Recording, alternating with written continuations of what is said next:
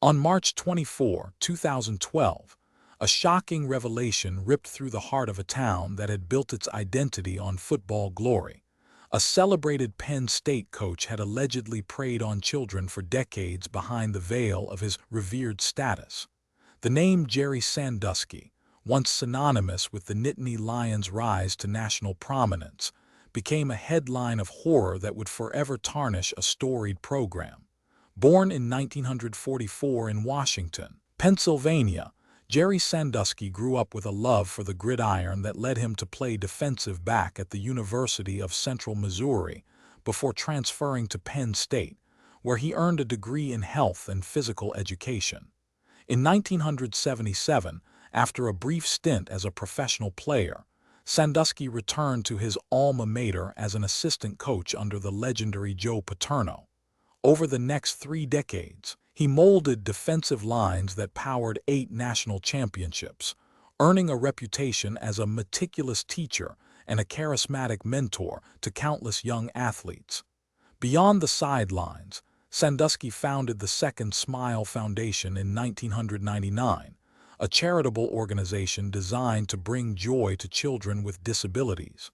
The foundation's annual camps, staffed by volunteers and former players, were hailed as a beacon of compassion. It was this very platform, his access to vulnerable children, his trusted reputation, and the privacy of secluded campgrounds that would later become the conduit for unspeakable abuse. The first public crack in the facade appeared in 1998 when former Penn State graduate assistant Mike McQueary, then a sophomore quarterback, witnessed Sandusky in a bathroom with a 10-year-old boy. McQueary reported the incident to head coach Joe Paterno, who, according to later testimony, told university officials that he had handled the situation.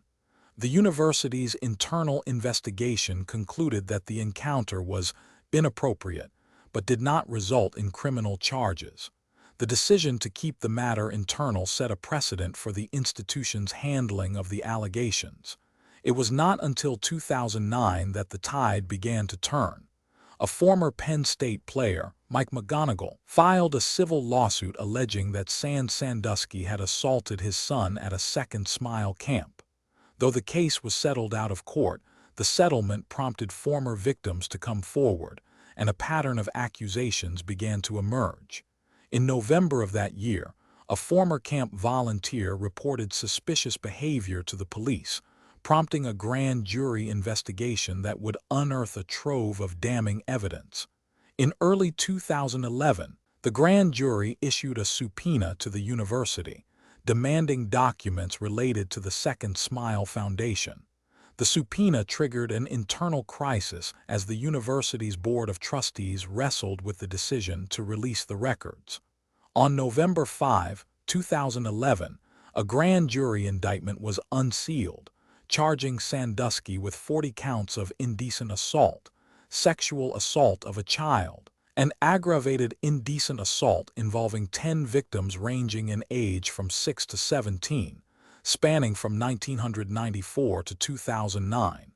The indictment painted a grim picture of repeated abuse conducted in private rooms at the Penn State campus, at the foundation's camps, and even in a local hotel. The trial began on June 10, 2012, in the United States District Court for the Western District of Pennsylvania. The prosecution presented a mountain of evidence: text messages in which Sandusky referred to the little boys, photographs of his handprints on a child's bedroom wall, and the harrowing testimonies of former victims who described being lured with promises of pizza or special treatment. Former assistant coach and longtime friend of Sandusky, Mike McQueary, took the stand and recounted the 1998 bathroom encounter in vivid detail, confirming that he had reported the incident to Paterno and senior university officials. The defense argued that the accusations were the product of a coordinated conspiracy, and that the statute of limitations had been improperly extended. Over the course of 12 days, the courtroom became a theater of trauma. Each witness's story added another layer to the narrative of systemic failure: coaches who turned a blind eye, Administrators who prioritized the football program's reputation over child safety, and a culture that revered the Paterno myth to the point of denial. On June 22, 2012, after deliberations that lasted just over an hour, the jury found Jerry Sandusky guilty on 45 of the 48 counts. The verdict sent a ripple of disbelief across the nation, as the once esteemed coach was led away in handcuffs, his legacy shattered in an instant. Sentencing took place on October 9, 2012. The judge imposed the maximum sentence permissible under federal law, 30 years in prison, a $250,000 fine, and lifetime supervision.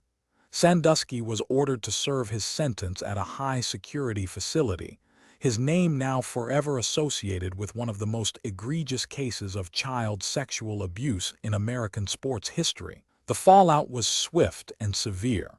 The Penn State Board of Trustees, under intense public pressure, hired an independent law firm to conduct a comprehensive review of the university's handling of the allegations.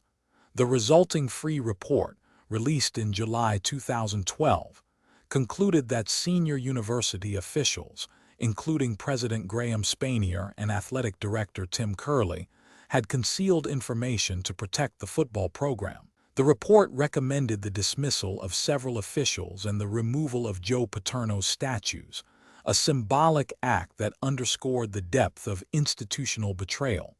In the aftermath, Joe Paterno, once lauded for his grandfather moniker, was terminated from his position on November 9, 2011, before the indictment became public, and later stripped of his records and honors.